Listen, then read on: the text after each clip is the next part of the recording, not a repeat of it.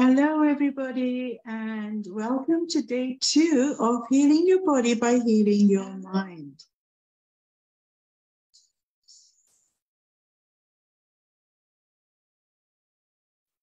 I'm just going to mute.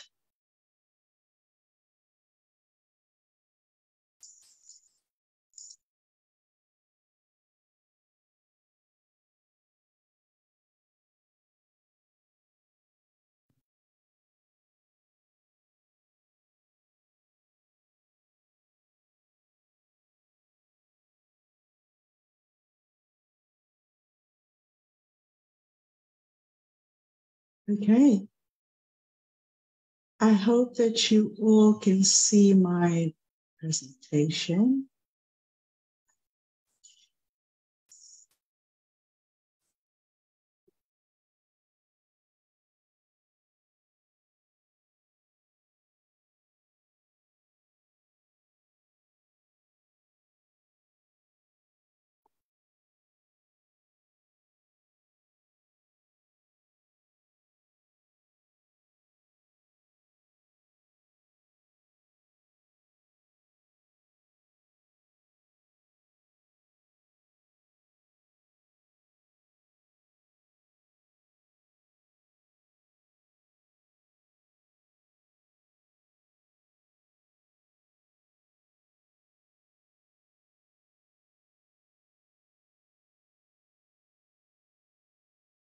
Just going to check my Facebook.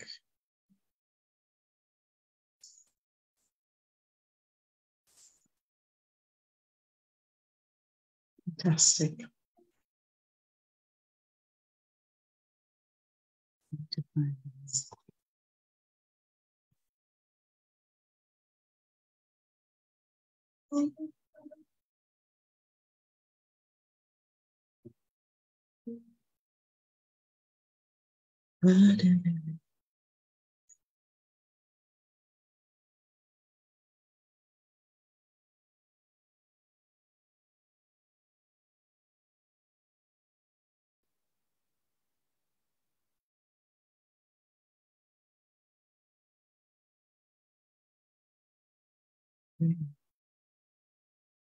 Let's go.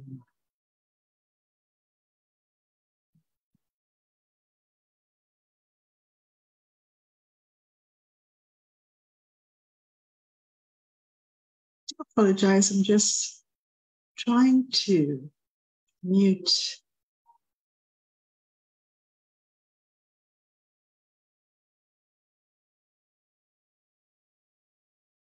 Brilliant.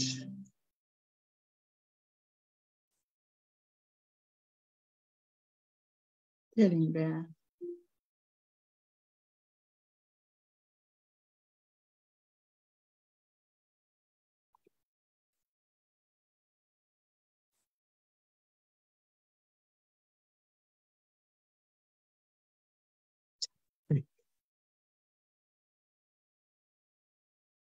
Okay. So heal your body by healing your mind. And if you have any questions, just put them onto Facebook, onto the comments, and we can move forward. So yesterday we actually had the first session, and it was how does a sick mind equals a sick body? And we had a few tasks, and you can watch this tomorrow. I'm going to upload it, and you can have a look and watch through it.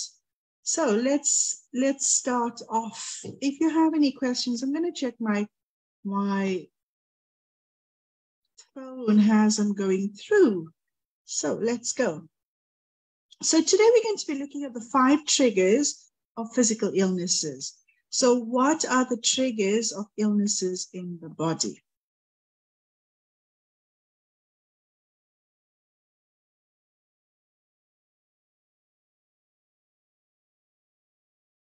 Right, so I'm just putting a disclaimer here that whatever information I'm going to be sharing, it's based on my own research and it's based on case studies that I've had with my clients over the last 15 years. And whatever work I'm doing is based on that. So you can imagine that I have so many different examples of how I help my clients using natural ways of healing. So whatever suggestions I give, please consult your doctor before using anything. But most of the things are very natural, but please check whether you can actually use this kind of therapy with your GP. Right, so the vicious cycle. I always believe that illnesses, if you were not born with an illness, the illness is coming to your body because there's a secondary gain. There's a reason why illnesses come into the body. And 99% of all illnesses that come into the body, it's because of stress. Stress is one of the biggest factors. We have stresses from our environment, from our different stimuli that come into our senses, and we process it. And when it becomes overwhelming, then we end up being quite stressful. And when we are stressed, we end up developing mental illnesses, such as you feel quite overwhelmed. You feel quite, you feel like everything around you is just closing on, and you end up lacking self-belief. You end up lacking self-worth, and this becomes a vicious cycle. And when that happens, when you are living in survival mode, I have a little mouse here today. My niece's son, Ari. So when you are living in survival mode, remember that being in survival mode means that you are telling your brain exactly the chemicals that you need to make. And most often the chemicals that are stimulated from your brain is high levels of cortisol and adrenaline. Now imagine you are getting, with every negative thought you have, you're getting an injection of cortisol or adrenaline. And imagine the amount of these chemicals pumping into your bloodstream, going to all of your organs. And that is why you find that your immune system drops. And we're going to be talking about that a little later. So mental health affects definitely your physical health. And if you are going through any physical health issues at the moment, if you could pop it down into the comments, and then maybe we could talk about it a little later. And if you want to leave any comments, if you agree with anything, just give me a thumbs up in the comments and I can have a look at it. Right, so how does illnesses manifest in the body? Now, there are three ways how illnesses actually manifest. The first one is genetics. You're born with it. But when you visit your doctor and he tells you, like, he wants a family history, did your parents have diabetes or heart issues? Do you have siblings, and your siblings that also suffer with certain conditions? Now, remember, that's a seed that is planted. Because other people in your family has it, you are going to get it. Now, that's the first thing that we need to start to reverse, because we only use 1.5% of our genes. Our genetic makeup only makes up we only use 1.5%.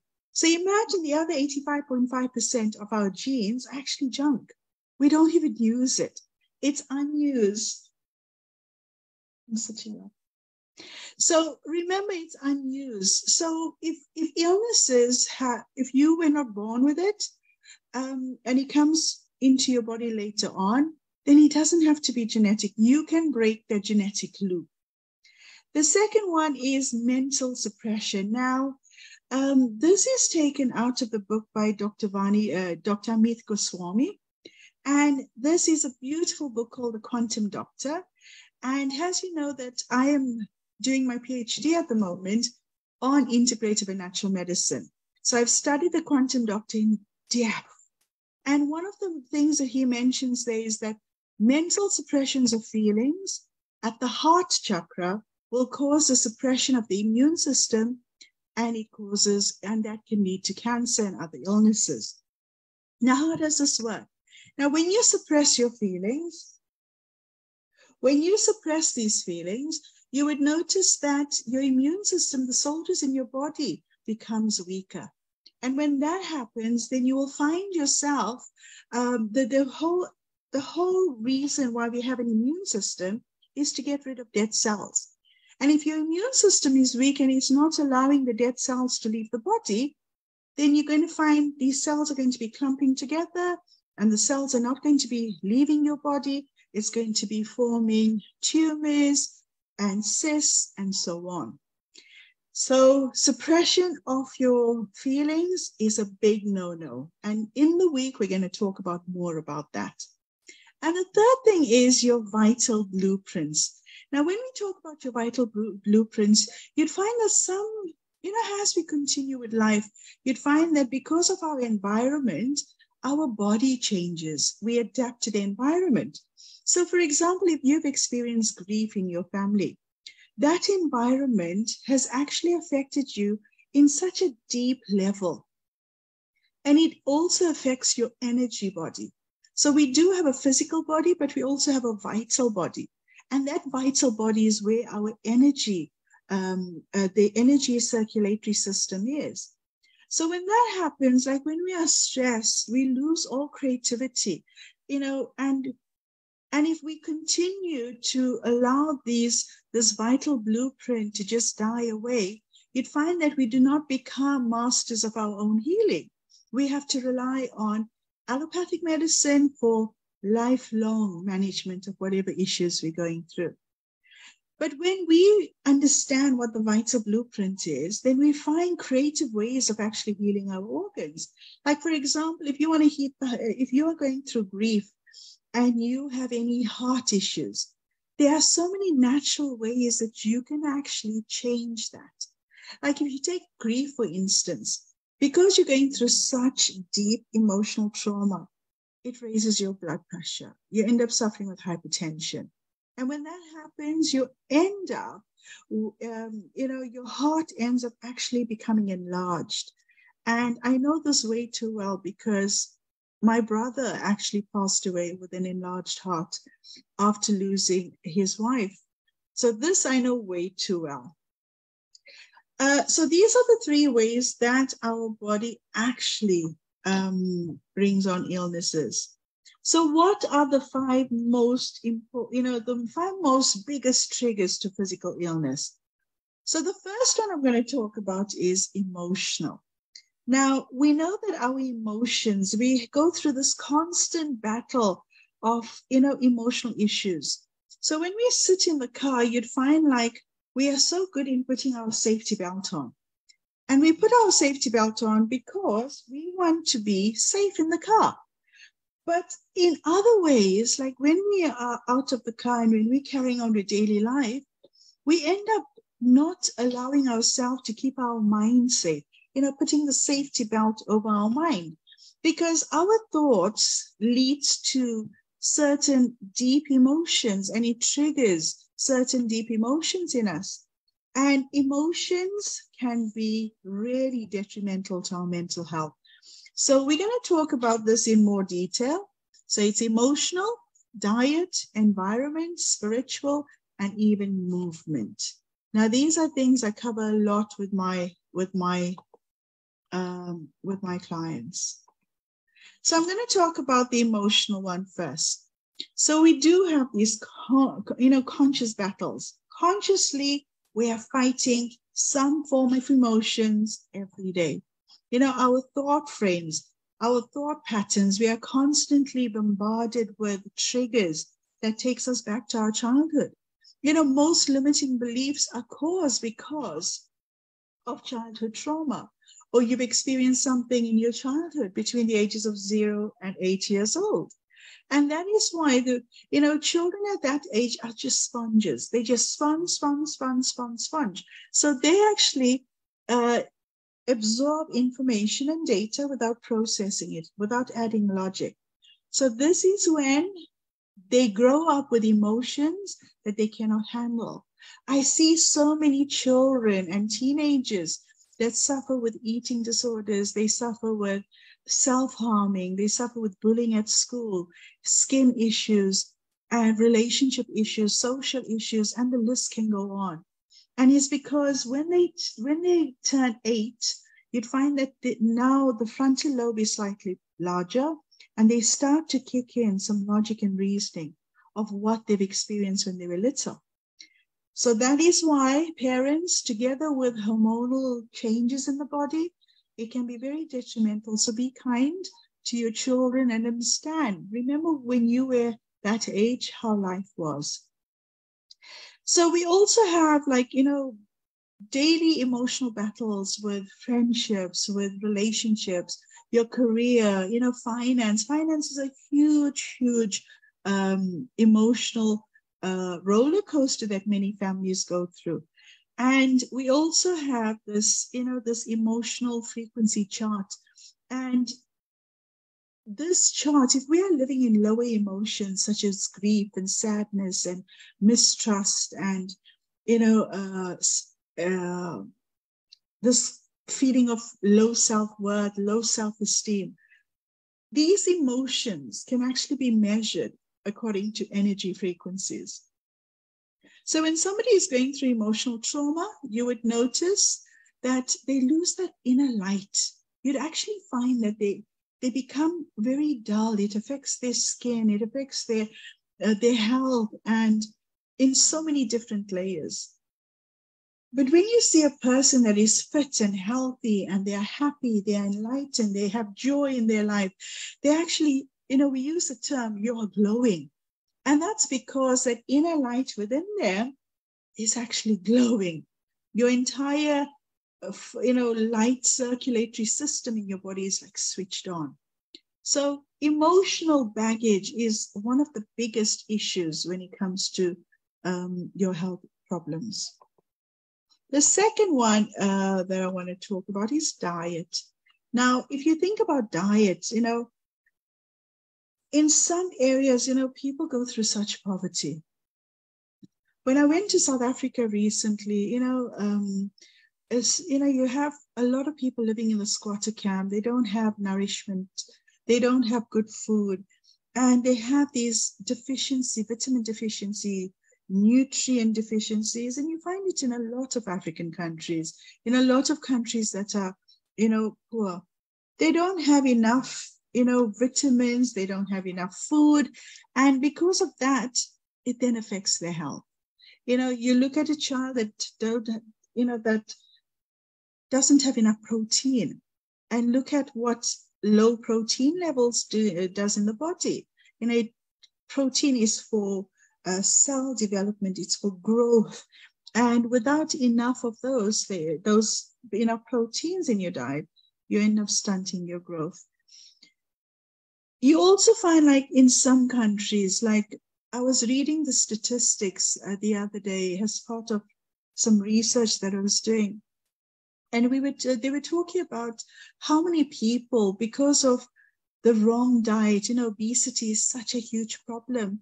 People overeat, people are obese because of comfort eating. And comfort eating is linked to some form of emotional and mental issue in their body, in their mind. If you think about people that suffer with eating disorders, again, it also has to do with mental and emotional baggage that they have, and that leads to health issues.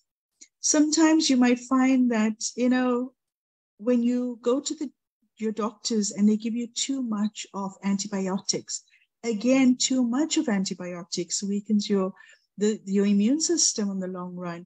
You tend to become more and more ill more quickly, and then it weakens your immune system.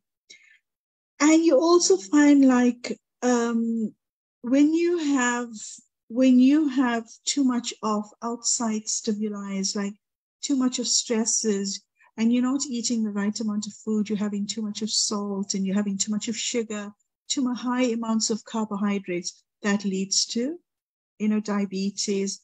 Glucose levels are not being absorbed properly, and your body is not working. So you end up with diabetes, and you end up with hypertension and heart issues. So your diet is really, really, really important.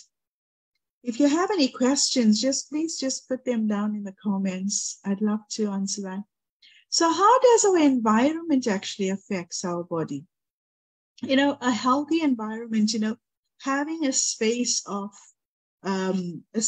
where you can flow and you can grow, having a happy home. Do you know that when children are in the womb of their moms, they can actually preempt what their environment that they're going to be born into. And you'd find like children, like the fetus, when it's undergoing a lot of stress and trauma from the outside, they don't just absorb food and nutrients from the mom, they also absorb the mom's emotions, the mom's, if there's high level of cortisol and adrenaline in the body, that's going down to the child also. So therefore, when you're pregnant, please make sure the type of environment you set, because if it's not conducive for that fetus, the brain development of that fetus is much, much smaller. And when the child is born, they end up, with learning difficulties. They end up finding it hard to cope, and they end up having a later start in life. So how else does our environment play a part? Now, we know that if your environment is, negative, firstly with negative energies, then you'd find that, when there's negative energies, it becomes an unhealthy environment. We don't thrive. And we don't just want to survive. We want to thrive. Also, if your environment is not clean, if you don't, there's some people that suffer with mental illnesses where they hoard things. I had numerous clients that were hoarders, that were compulsive hoarders. And that is not just because it was a habit they created. It wasn't just because they didn't want to, throw away their things. It all boiled down to attachment disorders. And when I put them under hypnosis and I use rapid transformational therapy, and when I take them back to why did that habit, that behavior start? And it goes right down into childhood.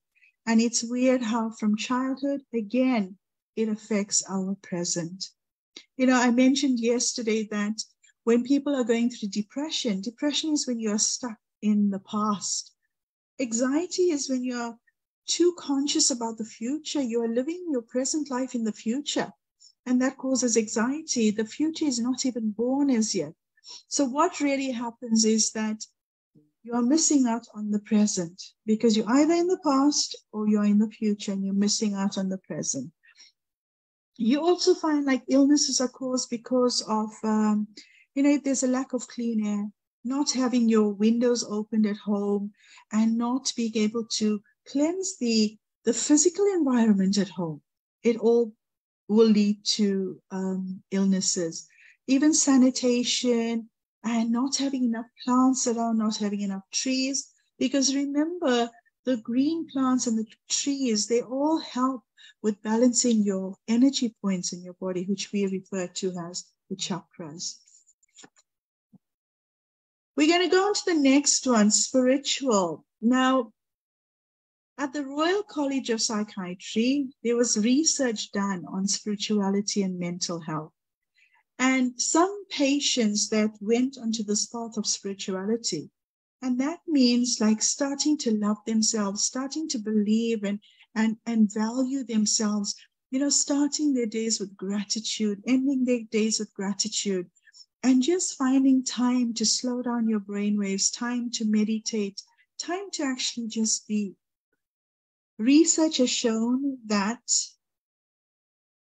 they increased their confidence, they had better self-esteem, and they actually had better self-control. And mental illness is all about control, self-control, being able to self-manage your behavior in the form of thoughts, emotions, and feelings. Then you'd find that in some communities, belief systems alter the mental state.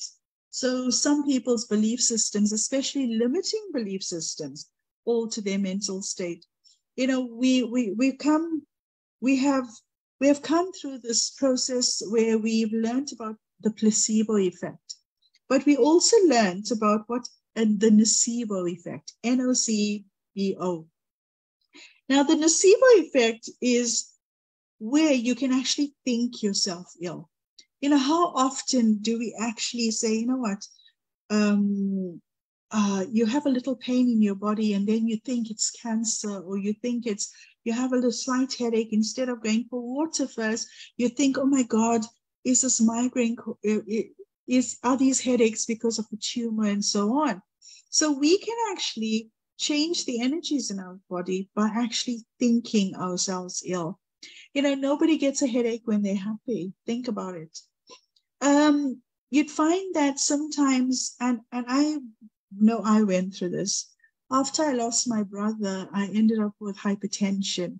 And it was just not being able to let go and recover quickly from his death. And because of that, I felt like it was definitely affecting my pressure, my heart, and I was grieving. But until I dealt with it, I wasn't able to get off any medication and so on. And I couldn't even be helpful to my own clients. So by me going and seeing a therapist, and we have a group of therapists that we help each other, and I was able to come to terms with it. And I'm so happy that it's now 4 months that I am totally off hypertension medication, which is great because I use my own natural ways. And these are things I share with my clients. We also, like when it comes to spirituality, like I had to learn about, I'm a Hindu, and in Hinduism, we believe in reincarnation and life after death. And I had to build this momentum of growth for me to understand this, because I've lost quite a few different loved ones. And I realized that by reading a lot of books and listening to a lot of spiritual masters about their words and their wisdom, I realized that our soul needs to be experiencing, bliss and happiness and love and purity and serenity and peace. And when the soul is not experiencing that, it then allows the body to wither away so that that soul can be set free. Now, please remember that this is my process of understanding what death is under Hinduism. So this is just my opinion and my understanding. And I think, one of I love this lady, Marissa Peer. I learned my RTT, Rapid Transformational Therapy, from her. And she is the founder of RTT. She also talks about when you're on a spiritual path, you have this new sense of hope and you have this peace of mind. But most importantly, self-love is, love is one of the biggest, best things for ourselves. Our cells thrive with love because every time we love ourselves, the brain actually makes oxytocin, which is just an amazing chemical that our body needs to thrive. So Marissa Peer says that there are 3 kinds of love, and there should be a balance of each. The first one is love with the self. So when we talk about self-love, we don't mean it in an egotistical way. We actually mean it where if you love yourself, then you will make sure you take care of yourself.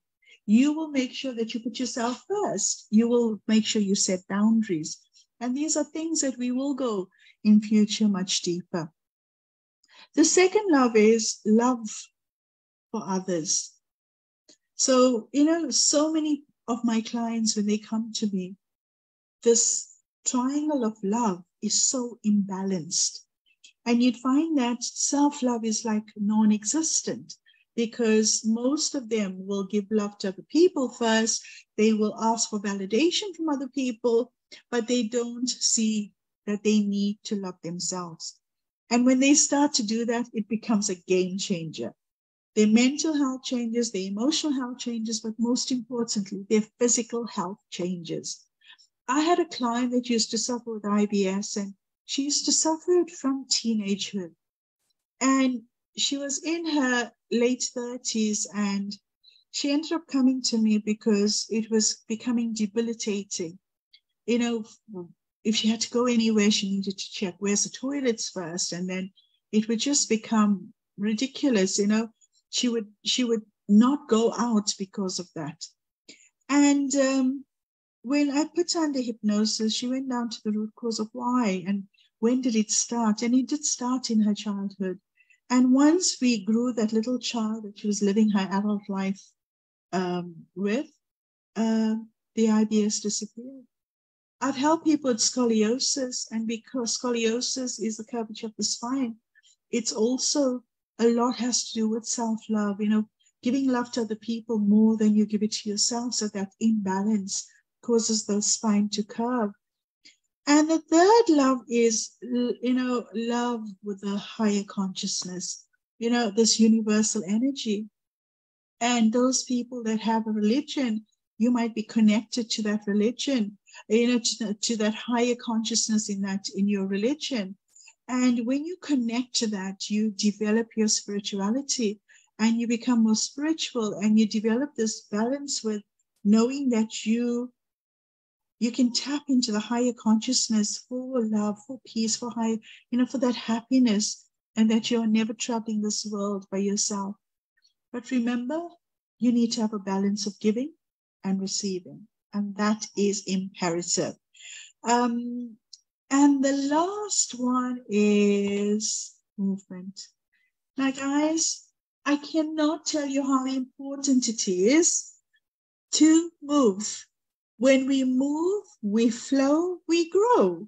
And because our bodies are made up to from 66 to 90% water, like in our brain, we have about 90% water. In our lungs, we have about 85-86% water.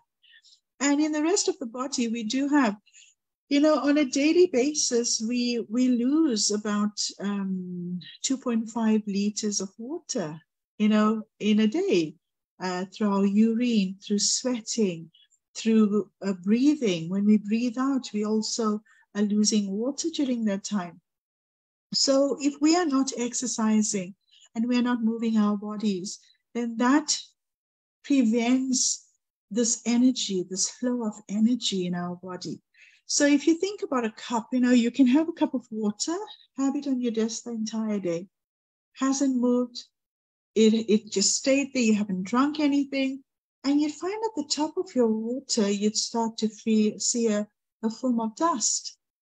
Leave it for 2 or 3 days, leave it for a month, and see what happens to the water. Bacteria will start to grow. Now, the same thing happens in our body. If we do not move, if we do not vibrate that water, then we'll end up like an obstructed river, a stagnant river that just develops bacteria. So what type of exercises do you do? Do you move enough? I usually, set my Apple Watch normally tells me, after an hour, stand up. It's time for you to stand up. So I have one of these weighted hula hoops, and I will just do my hula hooping for about 55 minutes, 10 minutes, and that happens throughout the day. I would also do quite a few neat exercises. So if I'm sitting at my table, I'll do a few stretches, I'll do a few push-ups on my table, on the edge of the table. I started my day with yoga, and 4 out of 5 times a week, I would do my 1-hour yoga, and it's quite high intense, and I love it. And my yoga teacher is just amazing. Shout out to Lali. And so if you are not one that moves a lot, stand up, get up, go for a walk, but don't just keep your exercise to just one session. Like I know a lot of people, as you grow older and wiser, your bodies work differently. So going to the gym for 1 hour in the morning might not be beneficial. But if you do small amounts of exercise throughout the day, that might be even better. Exercise throughout the day. Right. Just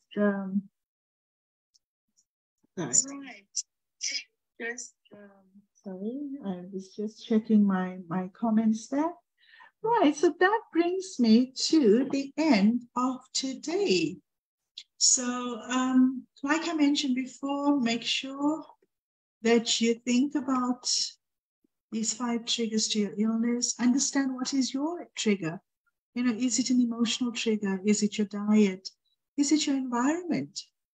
Is it a spiritual thing where you need to become, start to tap into your own innate energy system?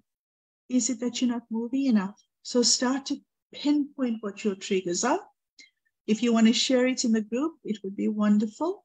And if you're watching this on replay, just put on replay, put your questions down, and I look forward to seeing you all tomorrow. Take care, lots of love, keep smiling. Remember, to grow, you need to flow. And remember, through this whole process of change, have an open heart and an open mind, and that becomes the key to your success. And that my mom always tells me that. Lots of love. Take care. Bye.